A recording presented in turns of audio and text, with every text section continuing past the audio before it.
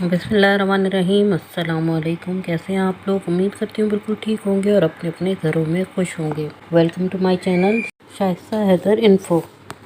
आज हम बात करने वाले हैं दांतों की। अक्सर आप लोगों ने देखा होगा कि दांतों में पिलाहट हो जाती है, दांतों का डिस्कलर हो जाते हैं दांत। तो अपने दांतों की सफाई हम किस तरह इन दांतों पे जो प्लाक जम जाता है उसको हटाने के लिए ट्रीटमेंट हम किस तरह कर सकते हैं, तो थोड़ी सी बात आज हम इस पे करेंगे। बड़े अफसोस से कहना पड़ता है कि आज भी हमारे मुल्क में दांतों की सफाई के बारे में अवेयरनेस नहीं है। दांतों की सफाई के लिए ब्रश करना है दिन में 2 दफ़ा, रात को सोते वक्त और सुबह उठने के बाद। बदकिस्मती यह है कि हमारे मुल्क में अभी भी 2 टाइम दांत ब्रश करने का रिवाज नहीं है। अब भी अक्सर लोग दिन में 1 दफ़ा ब्रश करना बहुत ज़्यादा ज़रूरी समझते हैं, लेकिन शायद हार्डली 5% लोग होंगे जो कि 2 टाइम ब्रश करना ज़रूरी समझते हैं। अपने दांतों की सफाई का ख्याल रखना हमने खुद। फ्लॉसिंग का हमारे मुल्क में अभी तक कोई इतना ख़ास रुझान नहीं है। फ्लॉसिंग होता है दांतों के बीच में जो गैप होता है, जो खला होता है, उसकी सफाई रखना। उसकी सफाई रखने के लिए आजकल बहुत से मार्केट में बहुत चीप रेट में थ्रेड्स अवेलेबल हैं, फ्लॉसिंग थ्रेड्स अवेलेबल हैं। उनको लेके हम आराम से अपने दांतों के बीच की गैप की सफाई कर सकते हैं। तो एक तो ये चीज़ है बहुत ज़्यादा ज़रूरी। दूसरी चीज़, सिर्फ अपने दांतों की सफाई का ख्याल रखना ज़रूरी नहीं है, अपने दांतों की ऑब्ज़र्वेशन करना भी बहुत ज़्यादा ज़रूरी है कि आया आपके दांतों में कोई कीड़ा तो नहीं लग रहा, आपके दांत कलर किस तरह चेंज कर रहे हैं, आपके दांतों में किसी किस्म के ट्रीटमेंट की ज़रूरत तो नहीं है, कि गम्स में तो कोई नीड नहीं है ट्रीटमेंट की। अगर ज़रा सा भी कोई परेशानी आपको फ़ील होती है, दांतों में सेंसेशन फ़ील होती है, कुछ लोगों को ठंडा गर्म आपको लगता है कि जी कीड़ा लग रहा है आपके दांत में, तो पहली फुर्सत में जाके इसकी फिलिंग करवानी बहुत ज़्यादा ज़रूरी है। फिलिंग नहीं करवाएंगे तो दांत, आपको पता है कि बहुत ज़्यादा महंगा ट्रीटमेंट है दांत का। आपको रूट कैनाल करानी पड़ती है। रूट कैनाल कराने के अलावा एक तो वो महंगी बहुत है और दूसरी पेनफुल भी है। आपके गम्स में, आपकी जो गालों के अंदर इंजेक्शन लगते हैं, आपको इसको एनेस्थीसिया दिया जाता है जिसकी वजह से वो सुन हो जाता है और सुन होने के बाद वो उसकी ट्रीटमेंट करते हैं। Prevention is better than cure, ये ऐसे ही नहीं कहा जाता। अपनी दांतों का खुद ख्याल रखें, देखिए, ऑब्ज़र्व करें उसे।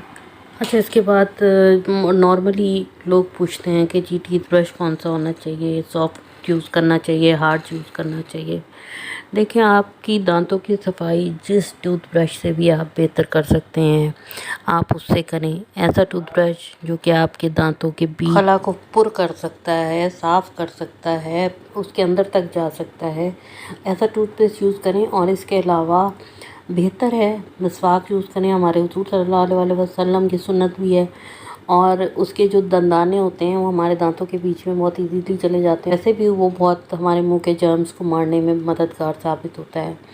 अच्छा, एक और बात की जाती है कि बच्चों के दांत दूध के होते हैं लेकिन उनमें फिर भी कीड़ा लग जाता है। तो उनमें कीड़ा लगने की बेसिक वजह होती है जो बच्चे फीडर पीते हैं।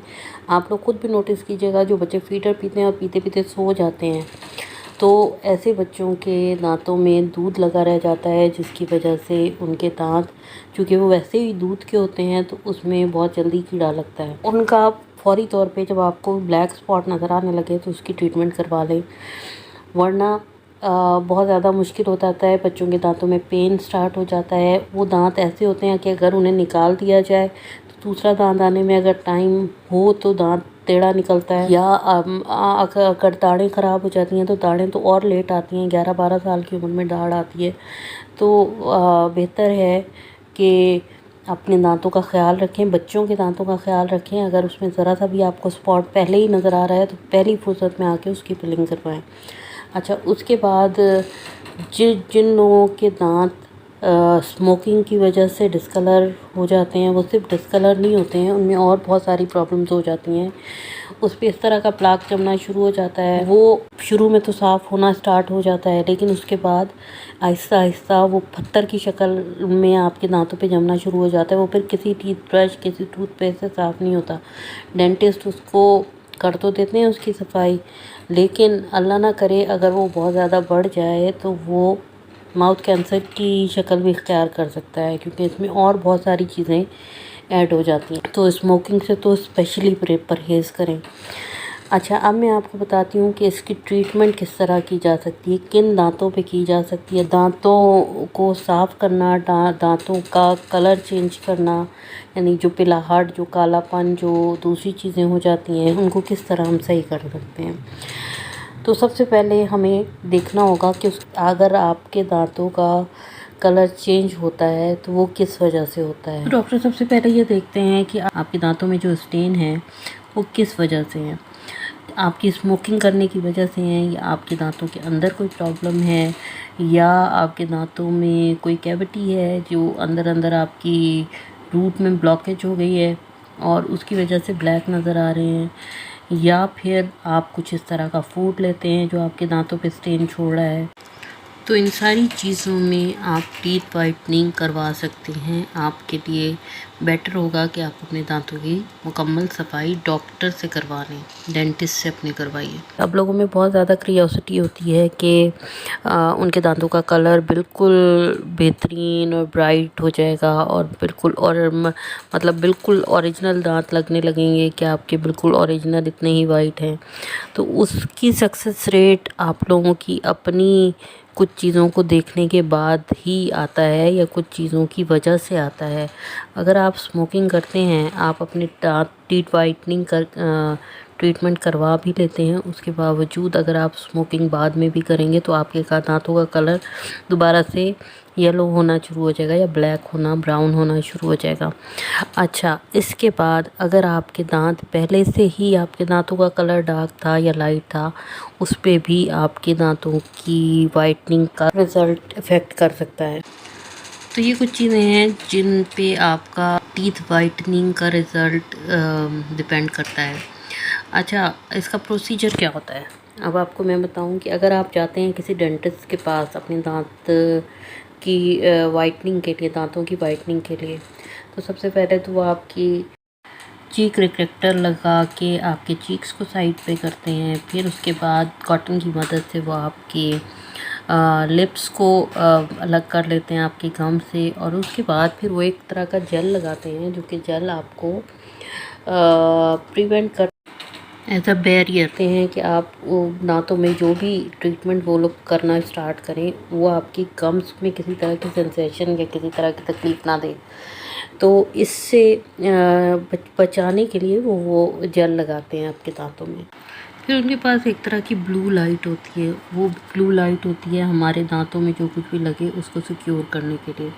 तो उसको जो हमारे गम पे जेल लगा होता है उसको सिक्योर करने के लिए उस लाइट से थोड़ी देर रखते हैं। उसके बाद दांतों पे एक तरह का जेल लगाया जाता है जिससे कि 15 मिनट रखना होता है।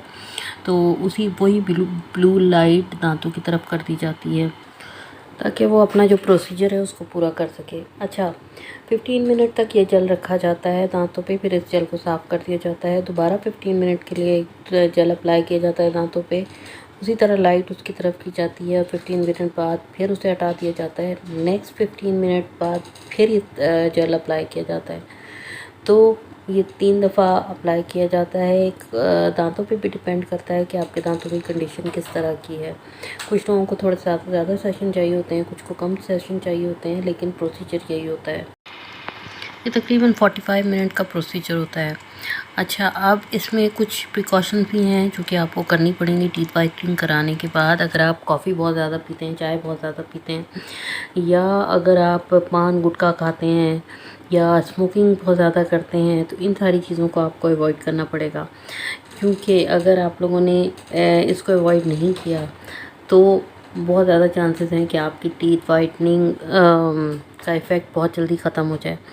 क्योंकि अगर आप ओरल हाइजीन नहीं रखते अपनी, अगर आप सबसे पहले तो ज़रूरी है कि ओरल हाइजीन रखना, यानी टीथ ब्रश अपना प्रॉपर 2 टाइम टीथ ब्रश करना बहुत ज़्यादा ज़रूरी है। और या कुछ भी खाएं आप तो दांतों को साफ़ करना बहुत ज़्यादा ज़रूरी है। अगर ओरल हाइजीन ना हो, ओरल हाइजीन हो और ये चीज़ें भी साथ हों, तो भी आपके दांत बहुत जल्दी आपके ख़राब हो जाएंगे अगर आपने इन चीज़ों को अवॉइड नहीं किया तो। अगर आपने अवॉइड किया तो 2 से 3 साल तक बहुत इजीली आप आराम से गुजार सकते हैं।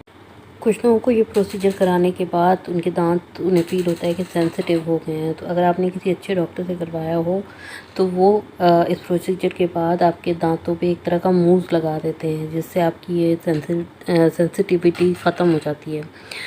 तो किसी अच्छे डॉक्टर से करवाइए। अच्छा, उसके बाद कुछ लोग दांतों की सफाई के लिए होम रेमेडीज़ भी यूज़ करते हैं। लेमन बेकिंग सोडा और बहुत सारी चीज़ें यूज़ की जाती हैं। लेकिन अगर आप लोग ये सही अमाउंट में यूज़ नहीं करेंगे तो ये आप लोगों के लिए ये तरह तरह की इरिटेशन ले आएंगी। आपके दांतों में इरिटेशन होने लगेगी, आपके दांतों में सीवियर पेन हो सकता है इन सारी चीज़ों से। और ये परमानेंट भी नहीं है, ये टेम्परेरी होता है। अगर आप करना चाहते हैं तो ज़रूर कीजिए, क्योंकि इफ़ेक्ट तो इसका भी आता है लेकिन टेम्परेरी आता है। बेहतर है कि आप किसी अच्छे डॉक्टर से अगर करवा लें तो वो ज़्यादा बेहतर है। आखिर में एक बार फिर आपसे कहूँगी कि अपने दांतों का बहुत ख्याल रखिए। दांत ना हो तो ज़िंदगी का कोई मज़ा नहीं है।